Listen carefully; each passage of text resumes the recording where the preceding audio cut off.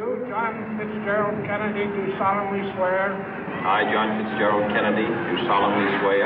That you will faithfully execute the office of President of the United States. That I will faithfully execute the office of President of the United States. And will, to the best of your ability. And will, to the best of my ability. Preserve, protect, and defend the Constitution of the United States. Preserve, protect, and defend the Constitution of the United States. So help you God. So help me God.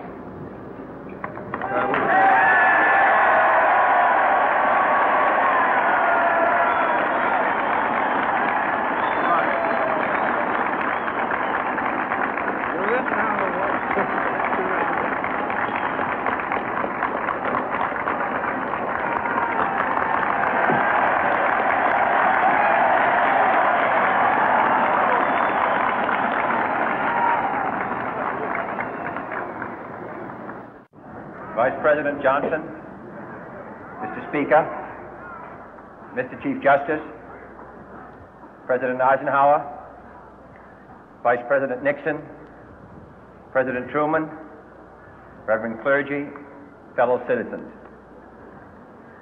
We observe today not a victory of party, but a celebration of freedom, symbolizing an end as well as a beginning, signifying renewal as well as change.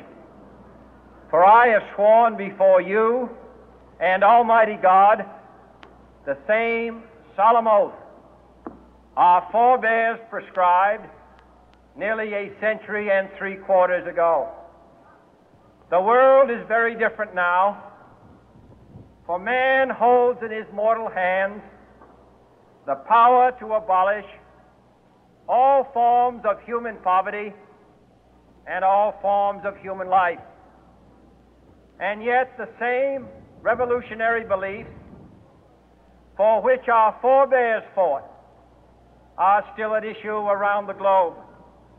The belief that the rights of man come not from the generosity of the state, but from the hand of God. We dare not forget today that we are the heirs of that first revolution. Let the word go forth from this time and place to friend and foe alike that the torch has been passed to a new generation of Americans born in this century, tempered by war, disciplined by a hard and bitter peace, proud of our ancient heritage, and unwilling to witness or permit the slow undoing of those human rights to which this nation has always been committed and to which we are committed today at home and around the world.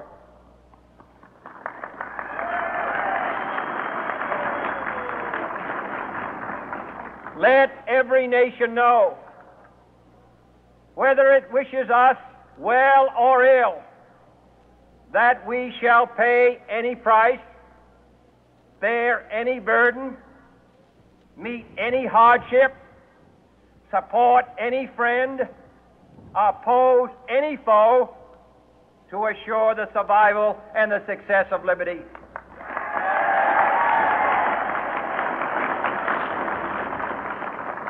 This much we pledge and more.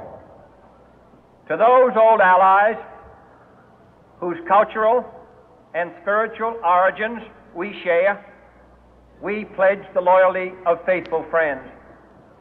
United, there is little we cannot do in a host of cooperative ventures. Divided, there is little we can do, for we dare not meet a powerful challenge at odds and split asunder. To those new states whom we welcome to the ranks of the free, we pledge our word that one form of colonial control shall not have passed away merely to be replaced by a far more iron tyranny. We shall not always expect to find them supporting our view, but we shall always hope to find them strongly supporting their own freedom, and to remember that in the past, those who foolishly sought power by riding the back of the tiger ended up inside.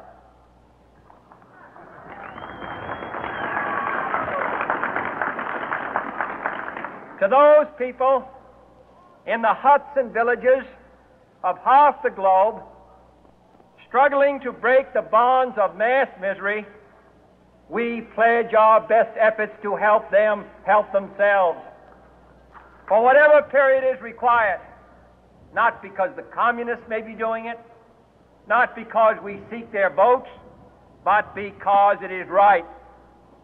If a free society cannot help the many who are poor, it cannot save the few who are rich.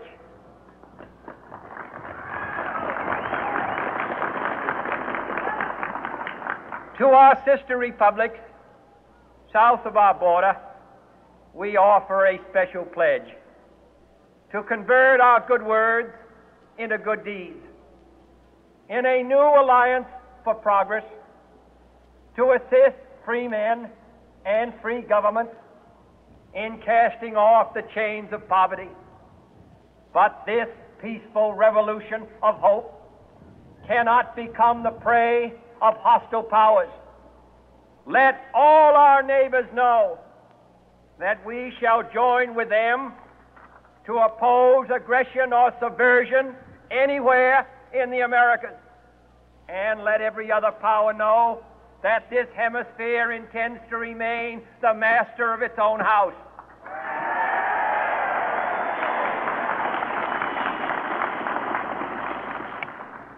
To that world assembly of sovereign states, the United Nations, our last best hope, in an age where the instruments of war have far outpaced the instruments of peace, we renew our pledge of support to prevent it from becoming merely a forum for invective, to strengthen its shield of the new and the weak, and to enlarge the area in which its writ may run.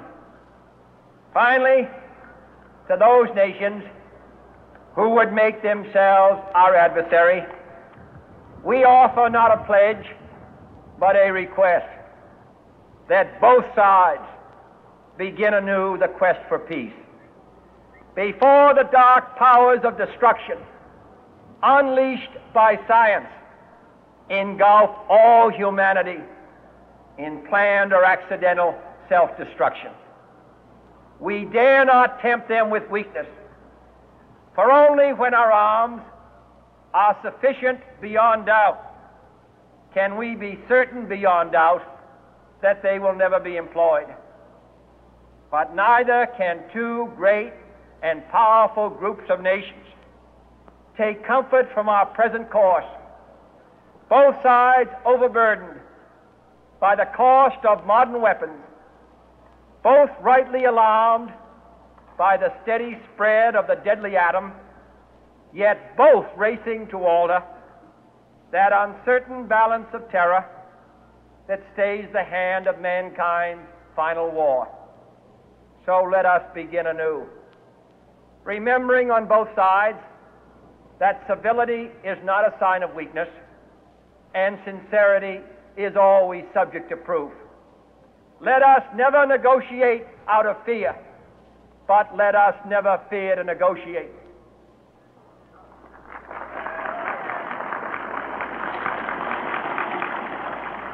Let both sides explore what problems unite us, instead of belaboring those problems which divide us.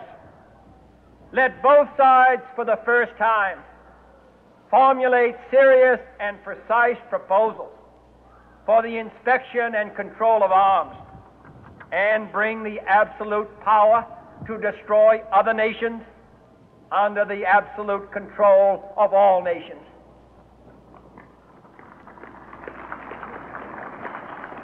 Let both sides seek to invoke the wonders of science instead of its terrors.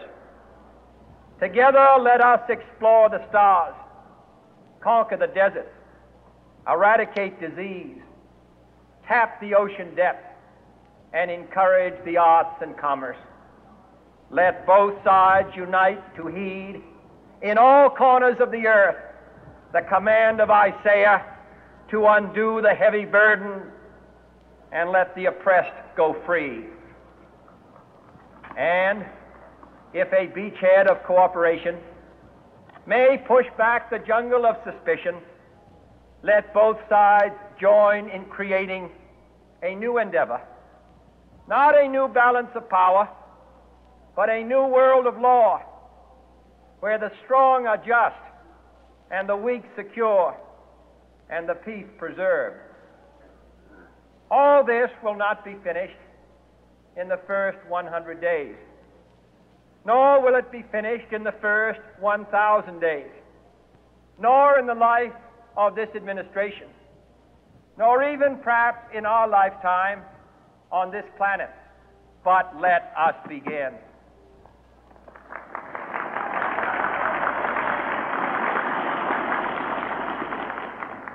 In your hands, my fellow citizens, more than mine, will rest the final success or failure of our course.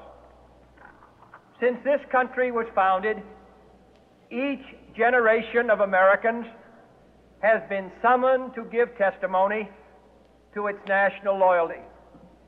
The graves of young Americans who answered the call to service surround the globe. Now the trumpet summons us again, not as a call to bear arms, though arms we need, not as a call to battle, though in battle we are, but a call to bear the burden of a long twilight struggle, year in and year out, rejoicing in hope, patient in tribulation, a struggle against the common enemies of man, tyranny, poverty, disease, and war itself. Can we forge against these enemies a grand and global alliance, north and south, east and west, that can assure a more fruitful life for all mankind?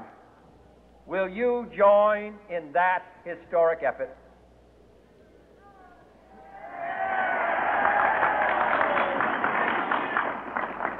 In the long history of the world, only a few generations have been granted the role of defending freedom in its hour of maximum danger. I do not shrink from this responsibility. I welcome it.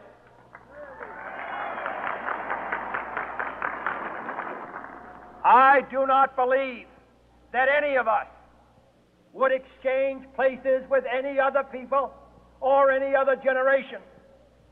The energy, the faith, the devotion which we bring to this endeavor will light our country and all who serve it. And the glow from that fire can truly light the world. And so, my fellow Americans, ask not what your country can do for you, ask what you can do for your country.